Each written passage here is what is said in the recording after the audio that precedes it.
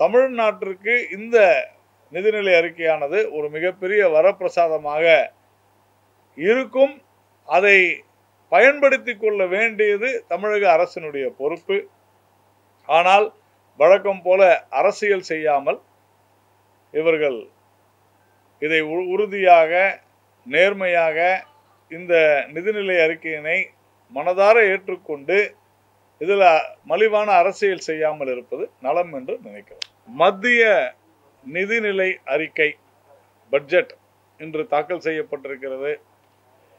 நாம் அனைவருமே எதிர்பார்த்தது போல இது இந்தியாவினுடைய வளர்ச்சிக்காக, முன்னேற்றத்திற்காக, கட்டமைப்புகளை பெருக்குவதற்காக, மக்களை மையமாக கொண்டு மக்களுடைய நலன் காப்பதற்கான ஒரு அற்புதமான நிதிநிலை அறிக்கையை இன்று நம்முடைய நிதியமைச்சர் திருமதி நிர்மலா சீதாராமன் அவர்கள் அளித்திருக்கிறார். இந்த நிதிநிலை அறிக்கையானது மிக முக்கியமாக மகளிர் மேம்பாடு, இளைஞர்களுடைய நலன், அதே போல ஏழைகள், வறுமையிலே இருக்கக்கூடிய மக்களுடைய நலன் காப்பதற்காக, குறிப்பாக விவசாயிகளுடைய நலன் என்று பல்வேறு துறைகளில் பல்வேறு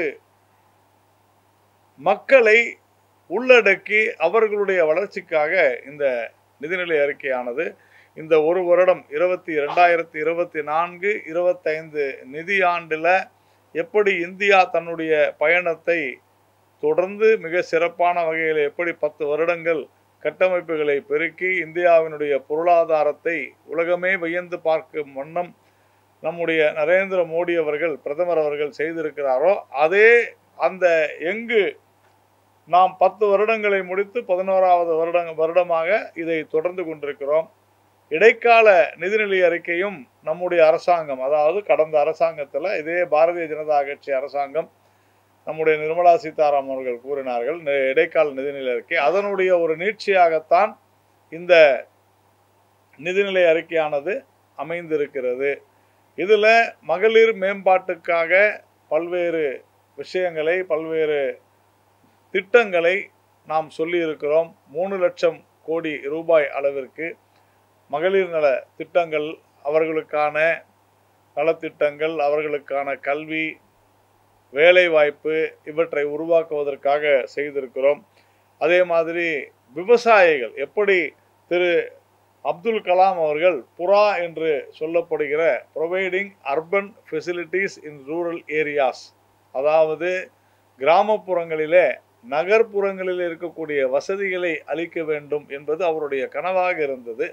அந்த திட்டத்தின் அடிப்படையிலும் நம்முடைய பாரதிய ஜனதா கட்சியினுடைய ஜனசங்கத்தினுடைய நிறுவனம் இருந்த பொழுது அதற்கு மிக முக்கிய தூணாக இருந்தவரும் எங்களுடைய தலைவருமான, கொள்கை அடிப்படையில் நாங்கள் குருவாக போற்று மதிக்கிற தீன்தயாள் உபாத்யாயா அவர்களுடைய கடையணியும் கடைத்தேற்றும் என்கின்ற அந்த கொள்கையின் அடிப்படையில் இந்த நிதிநிலை அறிக்கையானது மிக சிறப்பான வகையிலே எல்லோரும் சமம் என்கின்ற அடிப்படையில் எந்த ஒரு மனிதனும் இந்தியாவில் வாழக்கூடிய அனைவருக்கும் எல்லோருக்கும் எல்லாம் என்கிற அடிப்படையில் இந்த நிதிநிலை அறிக்கையானது சமர்ப்பிக்கப்பட்டிருக்கிறது. இதில் குறிப்பாக பாதுகாப்பு, ஊரக வளர்ச்சியில் மிக முக்கியமான மைல்கல்லை நாம் எட்ட வேண்டும் என்று நினைத்து கொண்டிருக்கிறோம். இதில் விவசாயம் இன்று பருவநிலை மாற்றத்தின் காரணமாக பல்வேறு பின்னடைவுகளை உலகம் முழுவதும் விவசாயத்துறை சந்தித்து கொண்டிருந்தாலும் கூட நாம் விவசாயத்துறையில் கூட பல்வேறு தொழில்நுட்பங்களை புகுத்தி அதில் சில சீர்திருத்தங்களை செய்து மிக சிறந்த ஒரு விவசாய அபிவிருத்தியை, முன்னேற்றத்தை நாம் அடைய வேண்டும் என்பதற்காக கொடுத்திருக்கக்கூடிய அற்புதமான நிதிநிலை அறிக்கை இது. இதில் கிராமப்புறங்களில் இதனால் வரையில் கல்வியில் மிக அதிகமாக கவனம் செலுத்தி கொண்டிருந்த நாம் இன்றைக்கு இந்த நாட்டினுடைய கிராமப்புறங்களை அங்கு வசதிகளை உருவாக்கி தொழில் முன்னேற்றத்தை, விவசாய முன்னேற்றத்தை எப்படி கொண்டு செல்ல வேண்டும் என்கிற மிக முக்கியமான பணியில் நாம் அங்கே சென்றிருக்கிறோம். அதே போல் நகர்ப்புற வளர்ச்சியில் மிக முக்கியமான பல்வேறு விஷயங்களை அதற்கான நிதியை ஒதுக்கி நாம் செய்திருக்கிறோம். 100 நாள் வேலைவாய்ப்பு திட்டம் ஊரக வளர்ச்சியில் பார்த்தோம்னா இது ஒரு மிகப்பெரிய பங்காற்றி கொண்டிருக்கிறது. அதிலும் கடந்த முறையை விட இந்த முறை அதிகமான நிதியை நாம் ஒதுக்கி இருக்கிறோம். அதனால் மக்களுக்கு விவசாயம், வேலைவாய்ப்பை பொறுத்த வரையில் நாம் திறன் பயிற்சி அதிக அளவில் நாடு முழுக்க கொடுக்க முனைந்திருக்கிறோம்.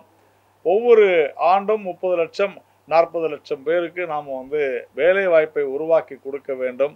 அதே மாதிரி தனியார் நிறுவனங்களில் வேலை வாய்ப்பை கொடுப்போருக்கு சலுகைகள், அந்த வேலை வாய்ப்பை பெறுவோருக்கு 5000 ரூபாய் ஸ்டைபெண்ட் போன்ற பல்வேறு விஷயங்களை இளைஞர்களுடைய நலன் கருதி நாம் உருவாக்கி இருக்கிறோம்.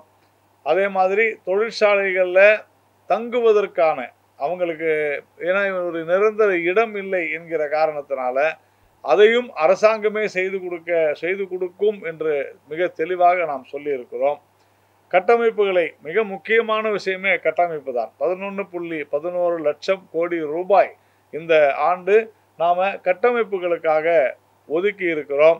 இந்த கட்டமைப்பு என்பது பல்வேறு விஷயங்கள், சாலை வசதிகள், அதே மாதிரி மின்சாரம், பவர் செக்டாரில் நாம் ஒரு தன்னிறைவை மட்டுமல்ல, அதை விட அதிகமாக நாம் இன்னைக்கு பல நாடுகளுக்கு நாம் மின்சாரத்தை ஏற்றுமதி செய்யக்கூடிய அளவிற்கு முன்னேறி கொண்டிருக்கிறோம் என்று சொன்னால் அது மிகையாகாது. 2014 இந்த 10 வருடங்கள் ஒரு மின் தடை இல்லாத இந்தியாவை நாம் பெற்றுக்கொண்டிருக்கிறோம் என்பது நாம் எல்லோருக்குமே தெரியும். அதில் இப்போ குறிப்பாக இந்த ஒரு புதுப்பிக்கத்தக்க மின்சாரம், அதே மாதிரி சூரிய ஒளி மின்சாரம், அதே மாதிரி நீர் வழியான மின்சாரம், காற்றாலை உற்பத்தி என்று பல்வேறு இந்தியா முழுவதும் பல்வேறு மாநிலங்களில் இதற்கான பணி நடைபெற்று கொண்டிருக்கிறது. அதற்கு நிறைய நிதியை நாம் ஒதுக்கி இருக்கிறோம். தனியாருடைய பங்களிப்பும் அதிகமாக இருக்கிறது. அவர்களுக்கான கடன் வசதிகளை நாம் செய்து கொடுக்கிறோம். அதனால் வேலை வாய்ப்புகள் பெருகி இருக்கின்றன. அதே மாதிரி இப்போது நாம் 3 கோடி பேருக்கு ஊரக பகுதியில், அதாவது கிராம பகுதியில் இந்த இலவச வீடுகள், அதாவது அனைவருக்கும் வீடு திட்டத்தில் மானியத்தில் நாம் பெண்களுடைய பெயரில் நாம் வீடுகள் ஒதுக்குவதற்கான விஷயங்களை ஒதுக்கி இருக்கிறோம். இந்த மாதிரி பல்வேறு விஷயங்களை நாம் இதில் சொல்ல முடியும். இதில் மிக முக்கியமானது உள்கட்டமைப்பு தான். இந்த உள்கட்டமைப்பு நாம் தொடர்ந்து சொன்னது போல இந்தியாவிலேயே தயாரிப்போம் என்கிற அந்த அடிப்படையில் இன்றைக்கு பாதுகாப்பு துறையாகட்டும் அல்லது எந்த துறையானாலும் தொழிற்சாலைகள் இங்கே பெருகி வருகின்றன. அதனால் என்ன செய்கிறோம்னு சொன்னால் திறன் அடிப்படையில் தொழில் பயிற்சி அதிகமாக கொடுக்கப்படுகிறது. ஐடிஐ பார்த்தோம்னா ஆயிரக்கணக்கான ஐடிஐக்களை நம்ம மேம்படுத்தி அதன் மூலம் இங்கு உற்பத்தி செய்யக்கூடிய பல்வேறு விஷயங்களை செய்கிறோம். இயற்கை வேளாண்மைக்கு முக்கியத்துவம் கொடுப்பதற்காக நாம் மிக சிறந்த வகையில் இந்த நிதிநிலை அறிக்கையானது செயல்பட்டு கொண்டிருக்கிறது. பாதுகாப்பு துறைக்கு 4,54,773 கோடியை ஒதுக்கி இருக்கிறோம். இது நம்முடைய ஏற்கனவே கொடுக்கப்பட்ட நிதிநிலை அறிக்கையிலிருந்து சற்றே குறைவாக இருக்கிறது என்பது குறிப்பிடத்தக்கது. அதாவது இடைக்கால நிதிநிலை அறிக்கையை விட நாம் இப்போது குறைவாக இதில் ஒதுக்கி இருக்கிறோம். பாதுகாப்புத்துறையில் எப்பொழுதுமே அதை சொல்லுவாங்க, பாதுகாப்புத்துறையை ஏன் அதிகரித்து கொண்டே இருக்கிறீர்கள்னு, இப்போது குறைத்திருக்கிறோம். அதே மாதிரி ஊரக வளர்ச்சிக்கு 2,65,808 கோடி ரூபாய் நாம் ஒதுக்கி இருக்கிறோம். அதே மாதிரி வேளாண் துறைக்கான செலவினங்களாக, அதாவது ஒதுக்கீடாக 1,51,851 கோடி, உள்துறைக்கு 1,50,000 கோடி, கல்வித்துறைக்கு 1,25,000 கோடி, தொழில்நுட்பத்துறைக்கு தகவல் தொடர்பு துறைக்கு 1,16,000 கோடி. இதில் குறிப்பாக ஹெல்த்தில் பார்த்தீங்கன்னா 89,000, சுகாதாரத்துறையில் 89,287 கோடி. இதில் இந்த துறையில் ஒரு சில முக்கிய அறிவிப்புகள் வந்திருக்கின்றன. நம்முடைய அந்த காப்பீடு என்பது தொடர்கிறது. ஆனால் குறிப்பாக கேன்சர், அதாவது புற்றுநோய்க்கான பல்வேறு மருந்துகளுக்கான அந்த வரி நீக்கப்பட்டிருக்கிறது அல்லது குறைக்கப்பட்டிருக்கிறது. இதனால இன்னைக்கு புற்றுநோய் அதிகரிக்கக்கூடிய ஒரு சூழ்நிலையில இன்னைக்கு இதை வந்து மக்களுக்கு ஒரு மிகப்பெரிய வரப்பிரசாதமாக அது இருக்கும் என்று தான் நாம் கருதுகிறோம். அந்த அளவிற்கு இன்னைக்கு சுகாதாரத்துறையில நாம வந்து பல்வேறு மருத்துவமனைகள் உட்பட பல்வேறு விஷயங்களை நாம செஞ்சிருக்கிறோம். எனர்ஜியில வந்து 68,769 கோடி. அதே மாதிரி சமூக நீதி அந்த செயல்பாட்டிற்கு 56,501 கோடி என்று நாம் அதிக அளவு செஞ்சிருக்கிறோம். இன்னைக்கு வந்து நம்முடைய 100 நாள் வேலைவாய்ப்பு திட்டத்தில் பட்ஜெட்டட் எஸ்டிமேட் பார்த்தீங்கன்னா 86,000 கோடி. சென்ற வருடம் அதிகமாக நாம் செலவு செய்திருந்தாலும் கூட சென்ற வருடம் திட்டம் போட்டது 60,000 கோடி. இந்த வருட திட்ட மதிப்பீடு என்பது 86,000 கோடி. அதே மாதிரி ரிசர்ச் அண்ட் டெவலப்மெண்ட்னு நம்ம சொல்லுவோம். அதாவது ஆராய்ச்சிக்காக என்று நாம் சென்ற வருடம் 840 கோடியாக இருந்தது. இப்பொழுது 1,200 கோடியாக உயர்ந்திருக்கிறது. ஃபார்மசூட்டிக்கல் இண்டஸ்ட்ரியில் நம்ம பார்த்தோம்னா, அதாவது மருத்துவ மேம்பாட்டில் பார்த்தோம் என்றால் 2,143 கோடி நம்ம வந்து இந்த முறை திட்டமிட்டிருக்கிறோம். அதில் நியூக்ளியர் பவர் ப்ராஜெக்ட்ஸ் இன்னைக்கு வந்து நம்ம எல்லாருக்கும் தெரியும். அணு உலையில் நமக்கு வந்து மின்சாரம் என்பது இன்றியமையாததாக இருக்கிறது. அதனால் அணு உலையில் அந்த திட்டங்களுக்காக 2,228 கோடி இன்னைக்கு செஞ்சுருக்கிறோம். அதே போல் தொழில்துறையில் மிக முக்கியமானது இந்த குறைக்கடத்தி என்று சொல்லப்படுகிற செமிகண்டக்டர். இது இன்னைக்கு வந்து செமிகண்டக்டர்ஸ் இல்லைன்னு சொன்னால் உலகத்தில் எந்த பொருளுமே இல்லை அப்படின்ற ஒரு சூழ்நிலை இருந்துச்சு. நாம் பல்வேறு திட்டங்களை பல்வேறு சலுகைகளை நாம் அறிவித்தோம் கடந்த வருடம். இந்த வருடம் மிக மிக ஆக்கப்பூர்வமாக இன்னைக்கு ஒரு செமிகண்டக்டர் அந்த குறைக்கடத்தி என்கிற அந்த தொழிலில் இன்னைக்கு சீனா உட்பட பல்வேறு நாடுகளை நாம் பின்னுக்கு தள்ள வேண்டும். நாம் வந்து முதல் இடத்துல வர வேண்டும். இந்தியா ஒரு மிக சிறந்த நிலையை இந்த துறையில் எட்ட வேண்டும் என்பதற்காக 3,000 அப்படியே 2 மடங்கு 6,903 கோடி அந்த குறிப்பிட்ட செமிகண்டக்டர்னுடைய அந்த துறைக்காக நாம் ஒதுக்குகிறோம். சோலார் பவர் கிரிட் இதில் வந்து 1 கோடி பேர் வந்து இன்னைக்கு வந்து பதிவு செஞ்சுருக்கிறாங்க. 1 கோடி பேர் அப்ளிகேஷன் கொடுத்துருக்குறாங்க அப்படின்றது ஒரு மிக முக்கியமான விஷயம். வீட்டிலேயே சூரிய ஒளி திட்டம் இதில் 300 யூனிட் இன்னைக்கு வந்து பார்க்குறோம். தமிழ்நாட்டில் திடீர்னு மின்கட்டண உயர்வு, ஆனால் மத்திய அரசாங்கம் 300 யூனிட் இலவசம் அப்படிங்கிற திட்டம் வந்து இன்னைக்கு இதை தமிழ்நாட்டு மக்கள் பயன்படுத்த வேண்டும். இதற்காக 10,000 கோடி ரூபாய் இந்த ஆண்டு நிதி ஒதுக்கப்பட்டிருக்கிறது. அதே மாதிரி கேஸில் 180 கோடி கடந்த வருடம், இப்பொழுது வந்து 1,500 கோடி. அதே மாதிரி நம்ம தொழில்துறையை எடுத்துக்கிட்டிங்கன்னா 10 லட்சம் ரூபாய் இருந்த நம்முடைய இந்த முத்ரா திட்டமானது 10 லட்சம் ரூபாயிலிருந்து இன்னைக்கு 20 லட்சம் ரூபாய் வரையெல்லாம் கொடுக்க முடியும். கிரெடிட் கேரண்டி ஸ்கீம் நாம் வந்து எக்ஸ்டெண்ட் செஞ்சுருக்கிறோம், அதை நீட்டித்திருக்கிறோம். இன்றைக்கி வந்து பிணை இல்லாமல் நாம் வந்து கொடுக்க முடியும். அதே மாதிரி இபிஎஃப்ல புதிதாக சேர்பவர்களுக்கு நாம் வந்து 5,000 ரூபாய் 3 தவணையில் நாம் அரசாங்கம் கொடுக்குது. ஒரு மாதத்தினுடைய அந்த சம்பளத்தை நாம் வந்து கொடுக்குறோம்.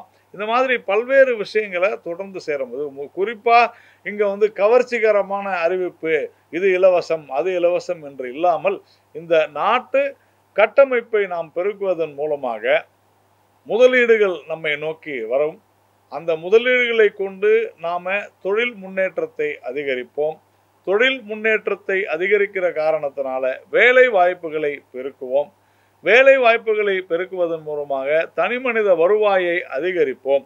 பொருளாதார ரீதியாக தனி மனிதர்கள் உட்பட இந்தியா மிக சிறந்து விளங்கும் என்கிற அந்த கோட்பாட்டின் அடிப்படையில் தான் இந்த நிதிநிலை அறிக்கையானது மிக சிறப்பாக இந்த ஆண்டு நம்முடைய மரியாதைக்குரிய நிதியமைச்சர் திருமதி நிர்மலா சீதாராமன் அவர்களால் கொடுக்கப்பட்டிருக்கிறது. இதில் மிக நாம் பார்க்க வேண்டிய விஷயமே இந்த தொழில் முன்னேற்றத்திற்கான கிராமப்புறங்களில் நாம் கவனம் செலுத்தி இருக்கிறோம்.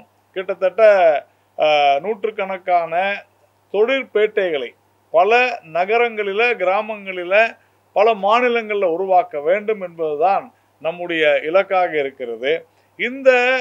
இதற்கான நிதி ஒதுக்கீடு எல்லா மாநிலங்களிலும் குறிப்பாக தமிழகம் இதை எப்படி பயன்படுத்த போகிறது என்பதுதான் மிக முக்கியமான விஷயம். தமிழ்நாட்டை பொறுத்தவரையில தமிழ்நாடு ஒரு முன்னேறிய மாநிலம், தமிழ்நாட்டில் தொழில் உற்பத்தி மாநிலம். அதனால இந்த முழுக்க முழுக்க இந்த நிதிநிலை அறிக்கையானது தொழில் முன்னேற்றத்தை குறித்து, தொழில் முன்னேற்றத்தை நோக்கி இருக்கிற காரணத்தினால இதில் இருக்கக்கூடிய பல்வேறு சலுகைகளை, பல்வேறு திட்டங்களை தமிழக அரசு அரசியல் பார்க்காமல், அரசியல் கலக்காமல் எப்படி பயன்படுத்த போகிறது என்பதுதான் மிக முக்கியம். இப்போ உதாரணத்திற்கு இப்போ செமிகண்டக்டரை பற்றி நம்ம பேசிக்கிட்டு இருந்தோம். இவ்வளவு பெரிய சலுகையை மத்திய அரசாங்கம் கொடுக்கும் பொழுது தமிழக அரசு செமிகண்டக்டர் ஆலைகளை, செமிகண்டக்டர் தொழிற்சாலைகளை இங்கே கொண்டு வர முயற்சிக்கக்கூடிய நிறுவனங்களை வரவேற்று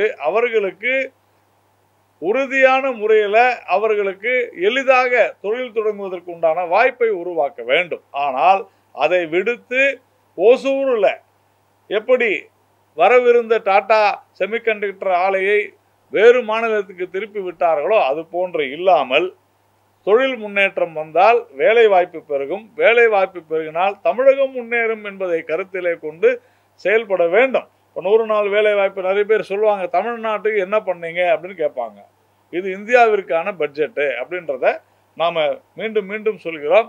தமிழ்நாட்டை பொறுத்தவரையில் நான் ஏற்கனவே சொன்னது போல இந்த நிதிநிலை ஒதுக்கீடிலிருந்து குறைந்தது ஒவ்வொரு துறையிலிருந்தும் குறைந்தது 10 விழுக்காடு சாதாரணமாக 100 நாள் வேலை வாய்ப்பு திட்டம் உட்பட இது தமிழகத்தை தான் சென்றுதான் சேருகிறது. அது எல்பிஜி சிலிண்டருடைய மானியமாகட்டும், அல்லது நான் சொன்னது போன்ற தொழில்துறையில் முத்ரா லோன், அதுலேயும் பார்த்தீங்கன்னா தமிழ்நாடு 10 விழுக்காட்டிற்கும் அதிகமாக இருக்கிறது. நியூக்ளியர் பவர்லேயும் தமிழ்நாடு இருக்கிறது. ஃபார்மசூட்டிக்கல் இண்டஸ்ட்ரியிலையும் தமிழ்நாடு முயற்சி எடுத்து செய்ய வேண்டும். அதே மாதிரி சோலாரில் ரொம்ப பெருமையாக தமிழ்நாட்டில் சொன்னாங்க, தமிழ்நாடு தான் முன்னணியில் இருக்குது, இங்கே தமிழ்நாட்டை சேர்ந்தது தான் கொடுத்துருக்குறாங்கன்னு. 10,000 கோடியில் தமிழ்நாட்டை சேர்ந்த தமிழ் மக்களுக்கு எவ்வளவு இதை டான்ஜெட்கோ நிறுவனம் மூலமாக செய்கிற தமிழக அரசு எப்படி செய்ய போகிறது என்பதை பார்க்க வேண்டும். இதற்கான நோடல் ஏஜென்சி கூட மத்திய பொதுத்துறை நிறுவனம் தான். அப்போது இது தமிழகத்தை பொறுத்தவரையில் இப்போது இன்றைக்கு ஒதுக்கப்பட்டிருக்கக்கூடிய நிதி, அது எந்த துறையாக இருந்தாலும், அது விவசாயமாகட்டும், எங்கள் விவசாயம் கூட எங்கள் விவசாயத்துக்காக பல்வேறு சலுகைகளும் பல்வேறு திட்டங்களும் அறிவிக்கப்பட்டிருக்கின்றன. இதையெல்லாம் எப்படி தமிழக அரசு முன்னெடுத்து செல்ல போகிறது என்பதை பொறுத்துத்தான் தமிழ்நாட்டிற்கு எவ்வளவு அப்படின்ற கேள்வி வரும். வரக்கூடிய காலங்களில் நாம் தொடர்ந்து சந்திக்கும் பொழுது தமிழ்நாடு இந்த நிதிநிலை அறிக்கையை எப்படி பயன்படுத்தி கொண்டிருக்கிறது என்பதை நாம் சொல்ல முடியும். குறிப்பாக இன்னைக்கு இந்த பட்ஜெட் பற்றி சொல்லணும்னு சொன்னால், இதில் விவசாய உற்பத்தி திறன் மற்றும் மீள்தன்மை, வேலை வாய்ப்பு மற்றும் திறன் பயிற்சி, அதே மாதிரி மனிதவள மேம்பாடு, அதோடு கூடிய சமூக நீதி, உற்பத்தி துறை மற்றும் சேவை துறை, நகர்ப்புற வளர்ச்சி, ஆற்றல், அதாவது நம்முடைய பவர் இன்ஃப்ராஸ்ட்ரக்சர், உள்கட்டமைப்பு, R&D, இது எல்லாம் சேர்ந்து அடுத்த தலைமுறைக்கு நாம் எப்படி இந்த நம்முடைய நிதிநிலை அறிக்கையை பயன்படுத்தி நம்முடைய இந்தியாவை நாம் கட்டமைக்க போகிறோம் என்பது குறித்தான பல்வேறு விஷயங்கள், குறிப்பாக தமிழ்நாட்டுக்கு MSMEல இப்பொழுது இந்த நிதிநிலை அறிக்கையில் கொடுத்திருக்கக்கூடிய பல்வேறு விஷயங்கள், MSME குறித்த பல்வேறு சலுகைகள், கடன் திட்டங்கள், இவை எல்லாமே தமிழ்நாட்டிற்கு மிக அதிக அளவில் பயன்படும். 5 ஆண்டுகளில் 20 லட்சம் இளைஞர்களை திறன் பயிற்சியில் நாம் ஈடுபடுத்த போகிறோம்னு சொன்னால் தமிழ்நாடு மிக சிறந்த ஒரு இடத்தை இதில் பெறும். அதனால் இங்கே வேலை வாய்ப்பு, கல்வி, மகளிர் நலன், விவசாயம், இதையொட்டித்தான் இந்த நிதிநிலை அறிக்கையானது சிறப்பாக நாம் செய்திருக்கிறோம். இதனால் இந்த நிதிநிலை அறிக்கை, ஒரு எதிர்க்கட்சிகள் என்ன சொல்வார்கள் என்று எனக்கு தெரியாது, ஆனால் இந்த நிதிநிலை அறிக்கையானது கவர்ச்சிக்காக கிடையாது. A government has got no business to do business. ஒரு அரசாங்கம் வியாபாரம் செய்ய வேண்டிய அவசியமில்லை. பொதுத்துறை நிறுவனங்களின் மூலமாக கூட மக்களுக்கு நல்லது செய்ய வேண்டும். அந்த அளவிலே கடந்த 10 வருடங்களில் பல பொதுத்துறை நிறுவனங்கள் மிக சிறந்த அளவிலே நாட்டினுடைய முன்னேற்றத்திற்காக தங்களை சிறப்பாக செலுத்தி வளர்ந்து கொண்டிருக்கின்றன. இது எல்லாமே ஒரு சிறந்த நிர்வாகம் இருந்த காரணத்தினால்தான் வந்திருக்கிறது. இது தமிழ்நாட்டிற்கு இந்த நிதிநிலை அறிக்கையானது ஒரு மிகப்பெரிய வரப்பிரசாதமாக இருக்கும். அதை பயன்படுத்தி கொள்ள வேண்டியது தமிழக அரசினுடைய பொறுப்பு.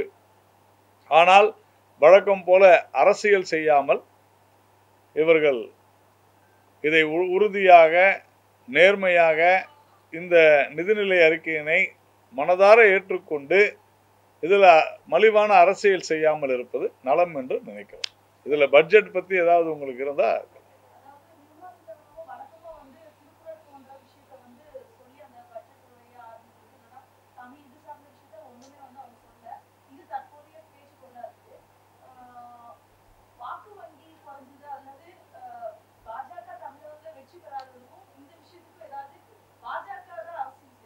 இப்போ தமிழ்நாடுன்னு சொல்லியிருந்தா தமிழ்நாட்டில் வாக்கு வரலன்றதுனால தான் இப்படி சொன்னாங்களான்ற கேள்வி கேட்டிருப்பீங்க.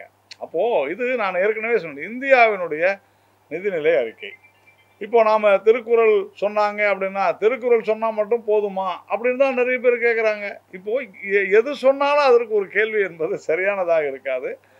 திருக்குறள் உலகம் முழுக்க நிறைந்திருக்கிறது. அதனால் அது ஒரு பெரிய விஷயமா எனக்கு தெரியல.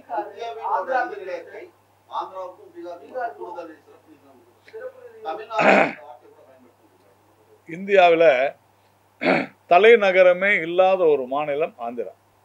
அதாவது தலையே இல்லாம அந்த மக்கள் அங்க இருக்கிறாங்க. ஒரு துரதிருஷ்டவசமான விஷயம் என்னன்னா, தெலுங்கானாவையும் ஆந்திராவையும் பிரித்த விதம் அன்றைக்கு இருந்த மத்திய அரசு ஏனோ தானோ வென்று அதை பிரித்து அப்படி ஒரு ஒரு சூழ்நிலையை உருவாக்கிவிட்டு போன அந்த நிலையில் அங்கு ஒரு தலைநகரத்தை கூட உருவாக்க முடியாத ஒரு சூழ்நிலை இருந்தது. அது உண்மையிலேயே ஒரு துரதிருஷ்டவசமானது. இதை நான் தமிழன், அவர்கள் தெலுங்கு அப்படி பார்க்காமல் நம்மை போன்ற ஒரு பெரிய மாநிலம் ஆந்திரா, அங்கு தலைநகரமே இல்லை, தலையே இல்லைன்னு சொன்னால் அங்கே இருக்கக்கூடிய மக்கள் எவ்வளவு பரிதவித்து கொண்டிருப்பார்கள் என்பதை நாம் பார்க்க வேண்டும். கடந்த 10 வருடங்களில் பல்வேறு காரணங்களால் அந்த அரசு ஒத்துழைக்காத காரணத்தினால மத்திய அரசு, அது மத்திய அரசினுடைய இந்தியாவில் ஒரு அங்கம், அந்த மாநிலத்திற்கு எதுவும் செய்ய முடியாமல் போனது. இது திட்டமிட்ட ரீதியில் அதை பிரித்திருந்தார்களே என்று சொன்னால், முறையாக செய்திருந்தால் இந்த நிலைமை வந்திருக்காது. அதனால் இன்னைக்கு அங்கே இருக்கக்கூடிய அரசு ஒரு சரியான திட்டத்தை கொடுத்திருக்கிறது. அதனால் ஆந்திராவுக்கு அதை கொடுத்தது சரிதான். ஆனால் தமிழ்நாட்டிற்கு அப்படி ஒரு நிலை இல்லை. நாம் அதனால் மகிழ்ச்சி அடையணுமே தவிர ஆந்திராவுக்கு ஏன் கொடுத்தீங்கன்னு, தமிழ்நாட்டிற்கு என்ன வேண்டும் என்று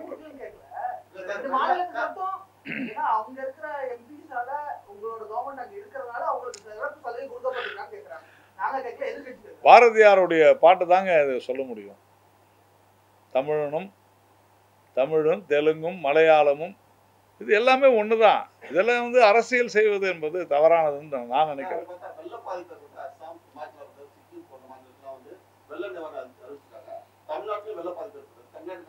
தமிழ்நாட்டை பொறுத்தவரையில் நாம் ஏற்கனவே சொல்லியிருக்கோம். அதாவது SDRF ஃபண்ட்ஸு, NDRF ஃபண்ட்ஸு கொடுத்துருக்குறோம். மற்ற பாதிப்புகளை துறை ரீதியாக அரசு ஒதுக்குகிறது அப்படின்னு சொல்லியிருக்கிறோம். இதில் தமிழக அரசிற்கும் மத்திய அரசிற்குமான கடித போக்குவரத்து, என்னென்ன பாதிப்புகள் ஏற்பட்டது, அதை துறை ரீதியாக எவ்வளவு கொடுத்தாங்கன்னு சொல்ல முடியுமா? ஏன் அதை வெளியிட தயங்குகிறது தமிழக அரசு? இதுதான் நமக்கு. நாங்கள் 37,000 கோடி கேட்டோம், 40,000 கோடி கேட்டோம், அதெல்லாம் இல்லை. துறை ரீதியாக நீங்கள் என்ன கேட்டீங்க, என்னென்ன பாதிப்பு, என்ன அசஸ் பண்ணாங்க, அது என்ன கொடுத்துருக்குறாங்க, இதுதான் விஷயமே. அதனால இதை அரசியலாக்குவதற்காகவே பேசுவது என்பது தவறானது. அங்க இருக்கக்கூடிய பாதிப்பு என்ன, பீகார்ல எவ்வளவு கேட்டாங்க. பீகார் ஒரு மிக மோசமாக பின்னடைந்து போயிருக்கிற ஒரு மாநிலம். அப்போ மாநில உரிமைகள், நானும் ஒரு தமிழன் என்ற முறையில் எனக்கு அநீதி இழைக்கப்பட்டால் நான் கேட்பது நியாயம். ஆனால் அவர்களுக்கு கொடுத்து விட்டார்களே, எனக்கு ஏன் கொடுக்கவில்லை என்பது சரியானதல்ல என்று நான் நினைக்கிறேன். தமிழகத்தை பொறுத்தவரையிலும் கொடுத்திருக்கிறாங்க, தொடர்ந்து சொல்லிதான் வருகிறோம். நம்ம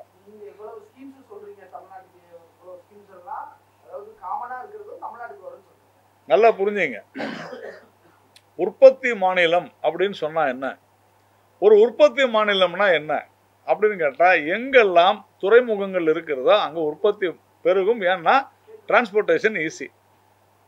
நம்ம இந்தியாவில் மகாராஷ்டிரா, குஜராத்து, தமிழ்நாடு, இந்த மூணும் தான் பெருசு. ஆந்திரா இருந்துச்சு, ஆனால் ஆந்திராவில் ஏன் இல்லை, ஒடிசாவில் ஏன் இல்லைன்னா அங்கு பேரிடர்கள் அடிக்கடி வருவதனால அந்த மாநிலங்கள் வளரவில்லை. அப்போது நம்ம வீட்டில் யார் அதிகமாக சம்பாதிக்கிறாங்களோ ப்ரொபோர்ஷனேட்டாக அவங்க தான் எடுத்துகிட்டு போகணும்னு நினைக்கிறது என்ன மாதிரியான ஒரு விஷயம்? எல்லாரும் ஒன்று தான், அப்பா அம்மா குழந்தைங்க எல்லாரும் ஒன்று தான். அப்போ அந்த மாதிரியான ஒரு சூழ்நிலை தான் வேண்டாம் என்று சொல்லுவோம். உதாரணத்துக்கு இன்னைக்கு தமிழ்நாட்டில் ஹுண்டாய் கார் விற்குது அப்படின்னு சொன்னால், உத்தரப்பிரதேசத்தில் இருக்கவங்க கூட வாங்குறாங்க. ஆனால் அங்கே கார் ஃபேக்ட்ரி இல்லை. அங்கே டேக்ஸ் ரொம்ப அதிகம் காருக்கு. ஒரு கார் விற்றா 2.5 லட்சம் ரூபாய் டேக்ஸ் வருது. ஆனால் உத்தரப்பிரதேசத்திலிருந்து வருகிற கோதுமைக்கு நம்ம வரி செலுத்துறது இல்லை. ஏன்னா அது அக்ரிகல்ச்சர் கமாடிட்டி. இதையெல்லாம் நாம் புரிந்து கொண்டு பேச வேண்டும். இங்கே நாங்கள் 1 ரூபாய் கொடுத்தா எங்களுக்கு 19 பைசா தான் கொடுக்குறாங்கன்றதெல்லாம் சுத்த ஹம்பக்கு. இது தவறான ஒரு வாதம். இந்த வாதத்தை தொடர்ந்து தமிழ்நாட்டில் இங்கே இருக்கக்கூடிய சட்ட ஒழுங்கு பிரச்சனை, இங்கே இருக்கக்கூடிய ஊழல் பிரச்சனைகள், இங்கே இருக்கக்கூடிய லஞ்சம், இதையெல்லாம் மறைப்பதற்காக இங்கே மாநில உரிமைகள், மொழி ரீதியாக பேசுவது, இதையெல்லாம் தவிர்க்க வேண்டும். இன்னைக்கு ஒரு அமைச்சர் ஒரு அமைச்சராக இருந்தவர் 1 வருஷமா ஜெயிலில் இருக்கிறார். ஐயோ பாவம், ஐயோ பாவம். அவர் திடீர்னு ஒரு ஹார்ட் அட்டாக் வந்துடுது. பல ஹாஸ்பிட்டல் நம்ம பொது மருத்துவமனைக்கு போகிறாங்க. செந்தில் பாலாஜி தான் சொல்கிறேன். பல மருத்துவமனைக்கு போகிறாங்க. முந்தா நாள் டிஸ்சார்ஜ் பெட்டிஷன் போட்டிருக்கிறாரு. தன்னை வழக்கிலிருந்து விடுவிக்க வேண்டும்னு ஒரு டிஸ்சார்ஜ் பெட்டிஷன் போடுறாரு. அவர் ஆன்லைனில் அதை பார்த்துக்கிட்டு இருக்காரு. மறுநாள் இப்போ நேற்று அவர் வந்திருக்கணும். எதுக்கு? சார்ஜ் ஷீட் ஃபைல் பண்ணணும்னு சொல்லிட்டாங்க செஷன்ஸ் கோர்ட்டில். ஆனால் அவருக்கு மறுபடியும் நெஞ்சு வலி வந்துருச்சு. ஒரு அமைச்சராக இருந்தவருக்கு தொடர்ந்து இந்த மாதிரி நெஞ்சு வலி திருப்பி அதே மருத்துவமனைக்கு. நான் என்ன சொல்கிறேன், அவர் ரொம்ப பாவம். இந்த அரசாங்கம் என்ன செஞ்சிருக்கணும்? ஏற்கனவே இந்த மருத்துவமனைகளில் அனுமதிச்சு இவருக்கு உடல்நிலை சரியாகலைன்ட்டு எய்ம்ஸ் மருத்துவமனைக்கு டெல்லி கூட்டு போகணுமா வேணாமா? டெல்லிக்கு தான் கூட்டு போக முடியல. குறைந்தது பக்கத்தில் இருக்கிற ஜிப்மர் பாண்டிச்சேரிக்காவது கூட்டு போகணுமா வேணாமா? இதை ஏன் நான் இன்னைக்கு முதலமைச்சருக்கு கோரிக்கையை கொடுத்துருக்குறேன். அவர் ரொம்ப பாவம் செந்தில் பாலாஜி அவர்கள். அடிக்கடி உடல்நிலை சரியா இல்லாத போயிடுது. அதனால அவரை எய்ம்ஸ்லையோ இல்லைன்னா இதில் ஜிப்மர்லையோ அவரை காமிக்கணும். ஏன் சொல்ல வரேன்னா, இந்த மாதிரி விஷயங்கள்லாம் விட்டுட்டு நாம தொடர்ந்து தமிழ்நாட்டில் நீட்டு தேர்வு எவ்வளவு பேசுனாங்க, நீதிமன்றத்துக்கு விட்டோம். நீதிமன்றம் என்ன சொல்லுதோ அதை செய்கிறோன்னு சொல்லியிருக்கிறோம். ஆனால் இன்னைக்கு தமிழ்நாட்டில் தொடர்ந்து நீட்டை தவிர வேற எதை பற்றியும் நாங்கள் பேச மாட்டோம். ஆம்ஸ்ட்ராங் கொலையை பற்றி பேச மாட்டோம். இங்கே நடக்கக்கூடிய சட்ட ஒழுங்கு சீர்கேடை பற்றி பேச மாட்டோம்னா என்ன மாதிரியான ஒரு இதில் இருக்கிறோம்? இன்னைக்கு இது ஒரு உள்ளடக்கிய வளர்ச்சி. இப்போ நீங்கள் கேட்டீங்க, ஏன் நீங்கள் இந்த நிதி நான் சொல்கிறேன் உங்களுக்கு முத்ரா லோன் எடுத்து பாருங்க. நான் சொல்லலை, தமிழ்நாடு அரசு சொல்லுது. இந்தியாவிலே நாங்கள் தான் முதல் 100 நாள் வேலைவாய்ப்பு திட்டம். நான் சொல்லலை, தமிழ்நாடு அரசு சொல்லுது. கடந்த 5 வருடங்களாக 100 நாள் வேலைவாய்ப்பு திட்டத்தில் 100 நாள் வேலைவாய்ப்பு திட்டம்ன்றது கிராமப்புற மக்களுக்கு, வேலை இல்லாமல் தவிக்கக்கூடிய கிராமப்புற மக்களுக்கு கொடுக்கக்கூடிய வேலை வாய்ப்பு. ஆனால் இந்தியாவிலேயே 96% நகர்ப்புறமாக இருக்கக்கூடிய தமிழ்நாடு தான் அதிக அளவு 100 நாள் வேலைவாய்ப்பு திட்டத்தில் பயனாளிகள் இருக்கிறார்கள். உண்டா இல்லையா? விவசாயம் நான் முடிச்சேன். விவசாயிகளுடைய கௌரவ நிதி, விவசாயிகள் குறைஞ்சு போட்டாங்க. ஏன் தெரியுமா? ஏன்னு சொல்லுங்க. விவசாயிகள் ஏன் குறைஞ்சாங்க? மத்திய அரசு குறைச்சா இல்ல, அந்த பட்டியலில் வர்றது பூரா மாநில அரசு கொடுக்கறது தான். அங்க ஏன் குறைஞ்சாங்கன்னா அத்தனையும் இங்க போலி. மத்திய அரசினுடைய நிதியில மாநில அரசு ஊழல் செய்யுது. அதுதான் சிஏஜி அறிக்கையில் இருக்குது. அதை தான் 7.5 லட்சம் கோடி அப்படின்னு பேசினாரு நம்ம முதலமைச்சர் ஸ்டாலின். அந்த சிஏஜி அறிக்கையை படிச்சீங்கன்னா முழுக்க முழுக்க மத்திய அரசாங்கத்தினுடைய அனைவருக்கும் வீடு திட்டம், அனைவருக்கும் கழிப்பறை திட்டம், 100 நாள் வேலை வாய்ப்பு திட்டம், அனைவருக்கும் காப்பீடு திட்டம், இது எல்லாத்திலையும் அதை செயல்படுத்தக்கூடிய மாநில அரசுகள் செய்திருக்கக்கூடிய இறந்து போனவர்களுக்கு காப்பீடு கூட மாநில அரசு தான் பொறுப்பு இருக்குது. அப்போ எங்களுக்கு என்ன செஞ்சீங்க அப்படின்னு யாராவது கேட்டால் தமிழக அரசியல்வாதிகள் அவர்களுக்கு சொல்கிறேன், மத்திய அரசு அளிக்கக்கூடிய எந்த திட்டங்களாக இருந்தாலும் அதை முன்னே வந்து செயல்படுத்துகிற ஒரு மாநிலமாக தமிழக மக்கள் இருக்கிறார்கள். ஆனால் அதிலே ஊழல் செய்வது அரசியல்வாதிகள். சொல்லுங்க.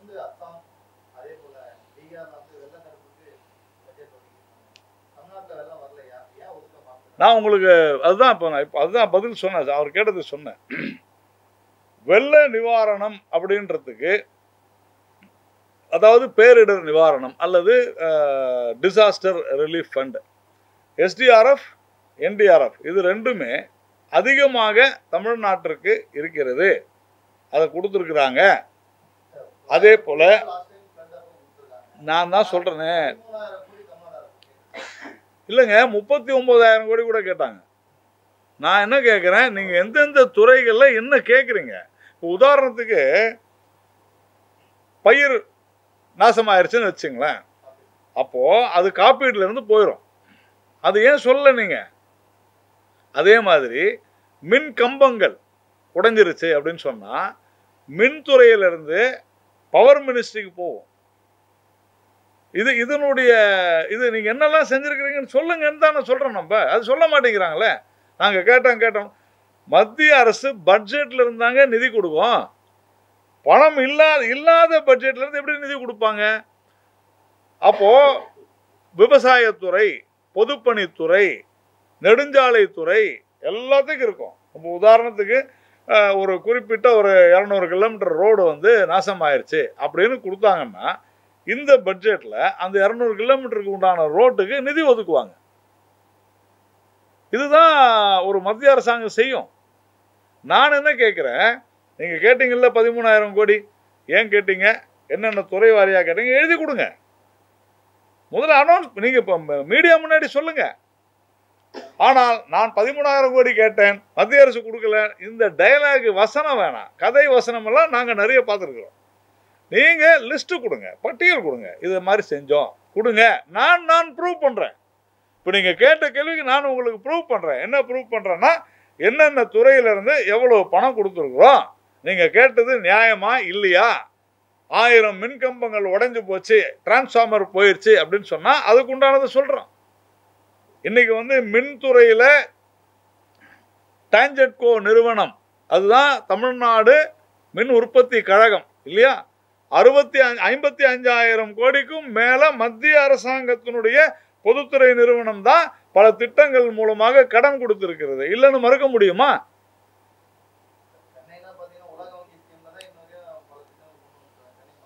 இப்போ நான் ஒரு மத்திய பொதுத்துறை நிறுவனத்தினுடைய இயக்குனர்.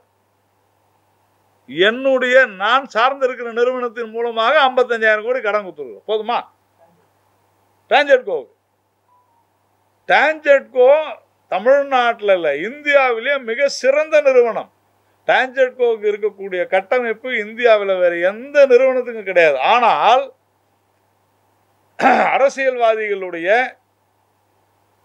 அரசியல்வாதிகள் நான் கோடிட்டு காமிக்கிறேன்.